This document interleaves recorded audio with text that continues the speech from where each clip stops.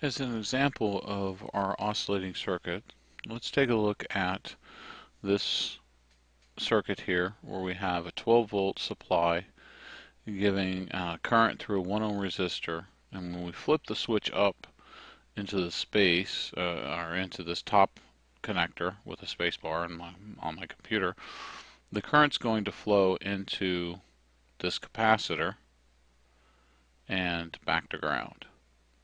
Now once the capacitor is full, if we flip the switch, disconnect it from the battery, then we have the case of an oscillating capacitor and inductor. So let's take a look at this, and we'll put in our values. So our resistance, R5, is equal to 1 ohm. The capacitance is 20 millifarads, and the inductance is equal to 20 millihenries.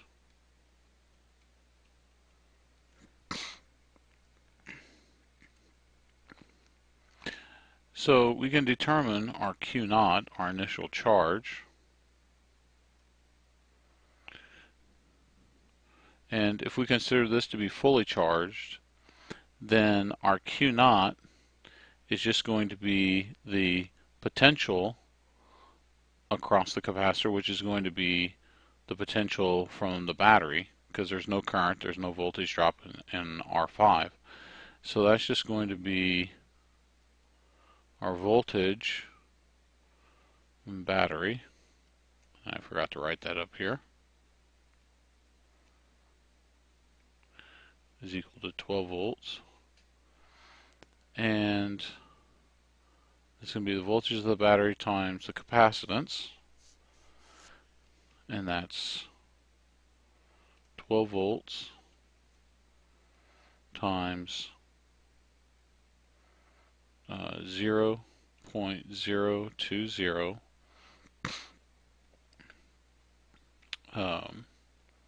farads. And that gives me 0.24 coulombs.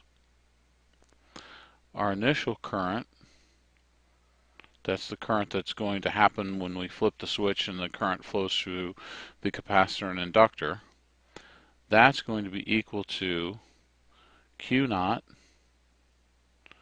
over square root of L times C.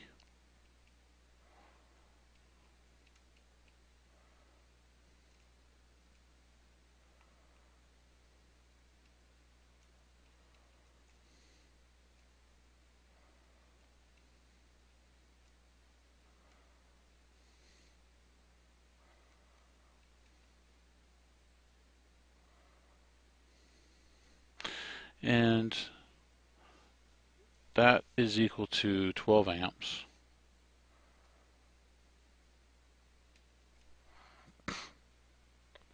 Omega is equal to square root of 1 over LC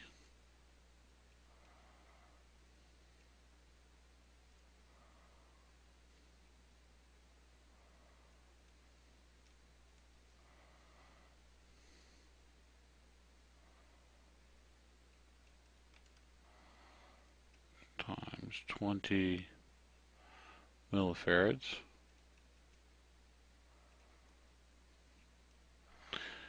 And that gives me an omega of 50 rads per second.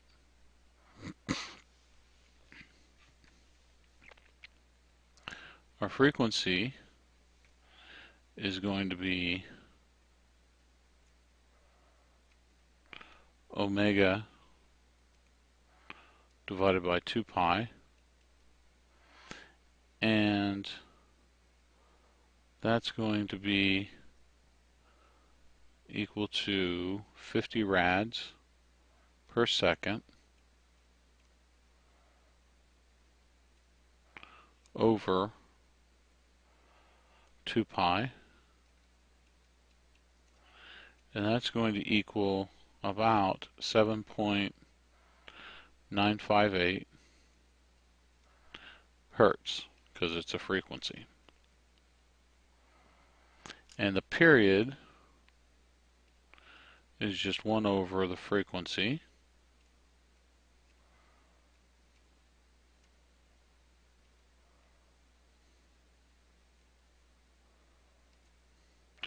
And that turns out to be about 0.126 seconds. So let's take a look at a circuit that has these values. So the oscilloscope is going to show the voltage potential over time on the capacitor. So we'll start it up. There's the capacitor charging.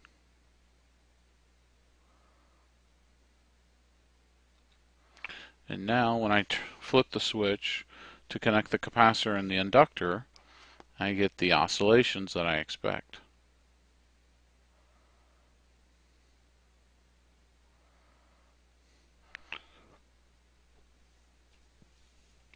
Now let me stop this.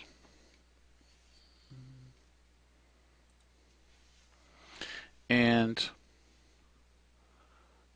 notice that I have, looks like a pretty perfect sine wave here. So I'm going to put my marker right at the beginning here. And I'm going to put my second marker such that I get one wave.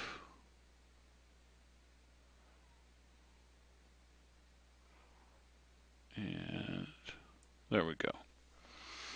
So notice that here between time 1 and time 2 I have t2 minus t1. That's the time period between this wave. It's 125 milliseconds. That's just a gross measurement. And look at our time period. That's 1.126 seconds. So we're very, very close to what we calculated for this oscillating circuit.